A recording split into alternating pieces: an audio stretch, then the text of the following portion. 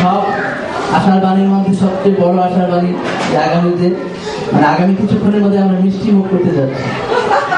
এই আশার বাণী নিয়ে আমাকে হয়তো এখান থেকে স্থান ত্যাগ করবেন না। তো বিজয় দিবসের অনুষ্ঠান আমরা সামান্য কিছু সঙ্গীতের পর্ব রেখেছি, সেখানে প্রবেশ করবো আমরা একটু পরেই। আমরা আমাদের প্রধান অতিথি মাননীয় চার্জ অ্যাফেয়ার্স কাউন্সিলর বা বাংলাদেশ দূতাবাস, আমরা তার কাছ থেকে সবাই গণতন্ত্রের মাধ্যমে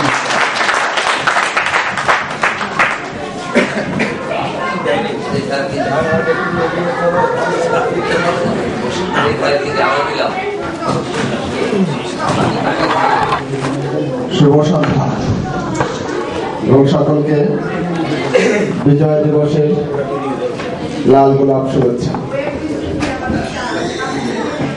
বাংলাদেশ দোয়াল সাংস্কৃতিক সংগঠন এবং দোয়াল একাডেমি আয়োজিত আজকের অনুষ্ঠানে উপস্থিত হতে পেরে আমি আনন্দিত এবং ধন্য হয়েছি।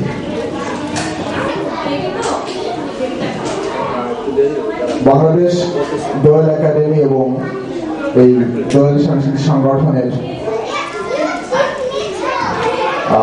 জাহিদের ভাষায় ঐক্যের প্রতীক, যিনি এই সংগঠন দুটিকে অত্যন্ত সযত্নে লালন করে যাচ্ছেন দীর্ঘদিন ধরে, পরম মমতায় পৃথ্বী স্নেহ দিয়ে।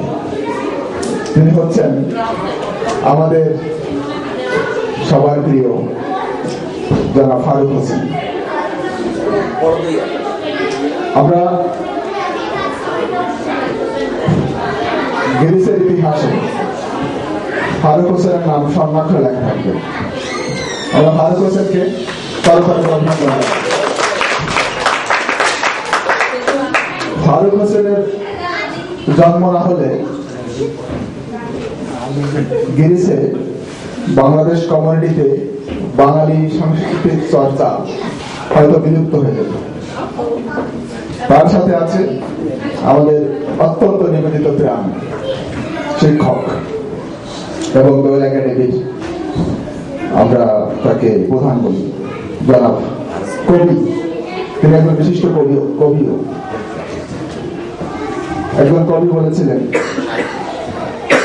কবিকে দুঃখ দিও না, পাখিরা উড়ে যাবে, নদীরা শুকিয়ে যাবে, মানচিত্রে আগুন ধরে যাবে। এই কবির মনে অনেক দুঃখ, এর মধ্যেই আপনারা শুনেছেন। তো আমরা এই কবির দুঃখ বোঝাতে চাই। আমরা সম্মিলিত ভাবে কবির দুঃখ বোঝানোর জন্য আমরা পাশে দাঁড়াতে চাই। আরো আছেন নিবেদিত প্রাণ শিক্ষক শিক্ষার্থীবৃন্দ এবং ছাত্রছাত্রী, ছোট ছোট শিশু কিশোর, যারা এই প্রতিষ্ঠানকে আলোকিত করে রেখেছে।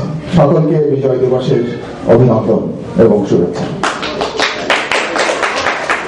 যাই হোক, এই বিজয় দিবসের অনুষ্ঠানে আমরা যাদের জন্য এই বিজয়, যাদের আত্মত্যাগের জন্য আমরা এই বিজয় অর্জন করেছি, তাদের কথা অবশ্যই এই দিন আমাদের স্মরণ করতে হবে। ৩০ লক্ষ শহীদ যারা জীবন দিয়েছে এই বিজয় অর্জনের জন্য, 2 লক্ষ মা বোন যারা ইজ্জত দিয়েছে, সম্ভ্রম হারিয়েছে এই বিজয় অর্জনের জন্য, লক্ষ লক্ষ মুক্তিযোদ্ধা যারা প্রাণপণ যুদ্ধ করেছে এই বিজয় অর্জনের জন্য, যাদের নেতৃত্বে এই যুদ্ধ সংগঠিত হয়েছে, যে মহান নেতা জাতির জনক বঙ্গবন্ধু শেখ মুজিবুর রহমানের আহ্বানে সাড়া দিয়ে বাংলাদেশ যুদ্ধে ঝাঁপিয়ে পড়েছিল, মুক্তিযুদ্ধের অন্যতম বীর সেনানী শহীদ প্রেসিডেন্ট জিয়াউর রহমান সহ অন্যান্য সেক্টর কমান্ডারগণ যারা প্রাণপণ যুদ্ধ করে দেশকে স্বাধীন করেছিল, সকলের প্রতি আমরা এই দিবসে গভীর শ্রদ্ধা নিবেদন করছি এবং যারা বিজয় দেখে যেতে পারেননি, আগেই বলেছি, তাদের স্মৃতির, অমর স্মৃতির প্রতি আমরা গভীর শ্রদ্ধা সম্মান নিবেদন করছি এই দিনে।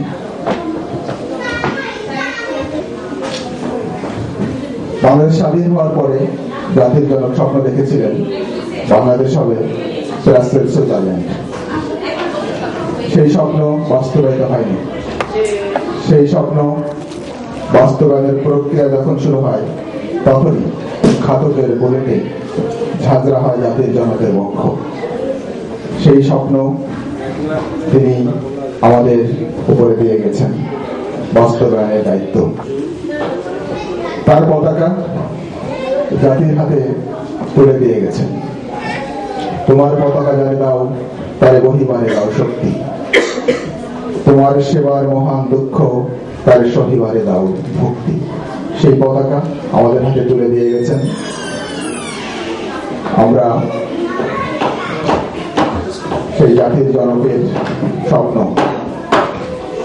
এবং মুক্তিযুদ্ধের চেতনা বাস্তবায়নে প্রবাসী যারা আমরা আছি, আপনারা বসবাস করছেন, সকলকে সেই স্বপ্ন বাস্তবায়নে একাগ্রভাবে কাজ করতে হবে এই আহ্বান জানাচ্ছি। বিজয় দিবসে সকলের মঙ্গল কামনা করছি। সকলকে ধন্যবাদ।